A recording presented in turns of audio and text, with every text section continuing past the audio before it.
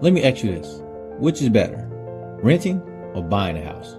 If you're stuck in this endless debate, like a young man I knew named Taylor was, this is going to change everything for you. You just need to sit back, listen, and be prepared to take action. While I'll tell you about the story of a young man named Taylor and his dilemma on whether to buy or rent a house. You see, Taylor was only 32 years old, and he had a decent job in marketing, but he was living in a cramped one-bedroom apartment, which cost him about $1,800 a month, which is average cost for the place and the environment that he lived in. But he flushed money down the drain every month through paying rent, even though his friends kept telling him, "You're throwing away money, man."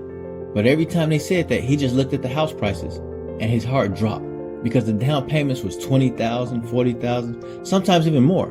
And if you're not wealthy, who can really afford to have that kind of money just sitting around? Certainly not Taylor. He had a clear morning routine. He would get his coffee, scroll through Zillow, then get depressed from seeing all the things that he can't afford. The houses he could afford were in terrible neighborhoods or falling completely apart, and he didn't have the money or know how to get the money to rehab. And the nice ones, on the other hand, just forget about it. They were way out of his price range. He needs to save for at least 20 years or hit the lottery to be able to afford that. His girlfriend Sarah kept bringing up the future, talking about babies, houses, white picket fence, asking about dogs, asking the question, when are we going to have a real place of our own? Somewhere that we can paint the walls, maybe have a dog run around, start a family. Each of these conversations made him feel just a little bit worse and a little bit less than a man that he already did, because he felt inadequate by unable to give and provide what she expected to be success. Just as a constant reminder that he wasn't providing what he wanted to. Then one rainy Tuesday evening, Taylor complained to one of his coworkers, Mike, about the whole rent going up again every single year. And Mike, who somehow owned 3 properties, despite it making less than Taylor, just smiled at him and said, "You're thinking about this all wrong." Taylor responded, "What do you mean?" So Mike said, "You're trying to buy a house like everybody buys a house. The perfect house, the perfect neighborhood, huge down payment, the facade that everyone sees.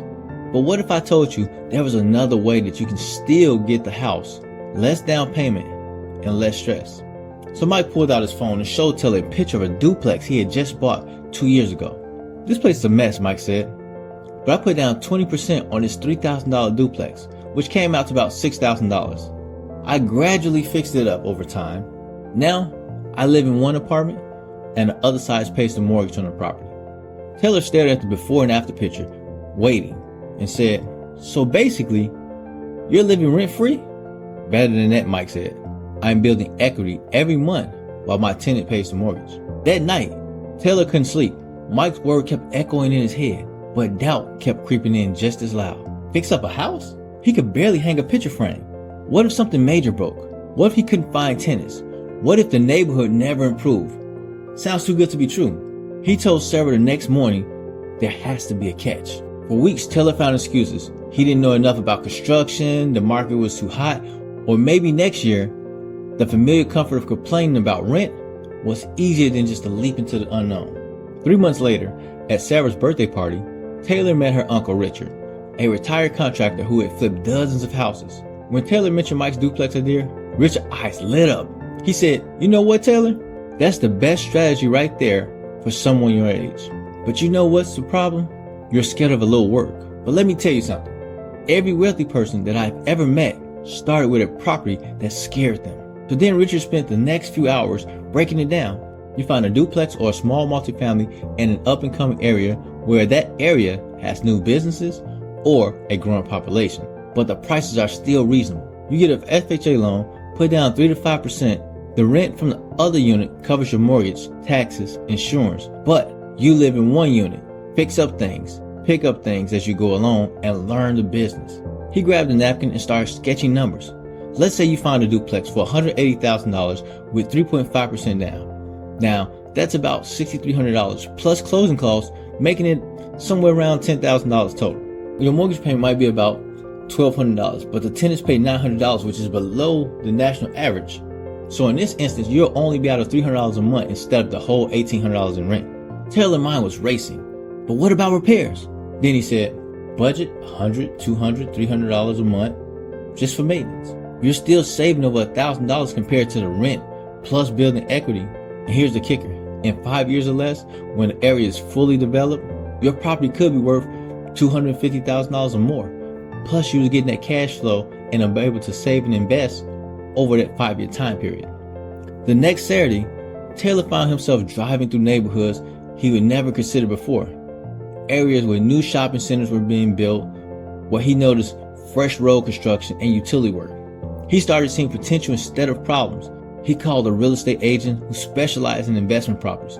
Within 2 weeks, she showed him a duplex in a neighborhood that was getting new lights, railing systems. The property needed a lot of work. It had an outdated kitchen, worn floors, peeling paint, but it was structurally sound, and the seller was motivated.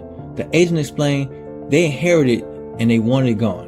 They listed it for $165,000, but she can get it for us for $155,000. Taylor's hands were shaking as he was walking through both units. Unit A was livable, but dated. Unit B, it needed more work, but had good bones. He could see Mike's renovation picture in his mind. Imagine the transformation, but the loan process was Taylor's first test. Paperwork, income statements, stress. His loan officer, Jennifer, became his lifeline, patiently guiding him, showing him how rental income could help him qualify. But at home, the doubt was even louder. You, a landlord, and 32? What do you know about toilets and tenants? His parents scoffed at him consistently. Worse, his own voice at 2 a.m. What if the water heater breaks? What if this is a huge mistake?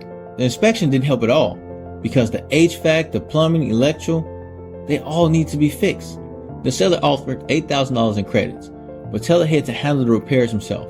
3 weeks after closing, everything hit at once. Tenants in Unit A left, the fridge died, a huge leak meant tearing down walls. Taylor, surrounded by drywall and dust in Unit B, sat eating takeout when Sarah found him. Taylor sighed. Maybe they were right. Sarah sat beside him and said, no, they complained. You took control. That weekend, her Uncle Richard pulled up with a truck and tools. Time to get your hands dirty, kid. 6 months later, Taylor wasn't just surviving, he was thriving. He learned to paint, fix plumbing, lay floors. A nurse moved in Unit A at $950 a month, cutting his housing costs to just $250. He was building equity, skills, and momentum. Then came the appraisal. The duplex was worth $185,000. That's $30,000 more than when he bought it. But success didn't mean ease. Late night repair calls, temptation to expand too fast. Richard kept him grounded, mastered one property before chasing two. Then came the curveball. Taylor lost his job. Before, that would have wrecked him. But now, rental income covered his bills. With $15,000 in savings and low living costs, he had room to breathe and rebuild.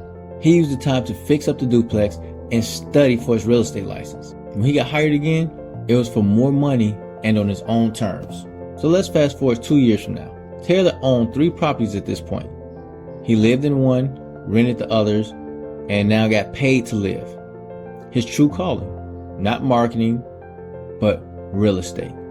He left his 9-to-5 helping others escape the rent trap himself. It's not about perfect credit or saving forever, he says. It's about seeing housing as an investment and not just a roof. So, rent or buy? For Taylor, the answer was neither. He made real estate work for him.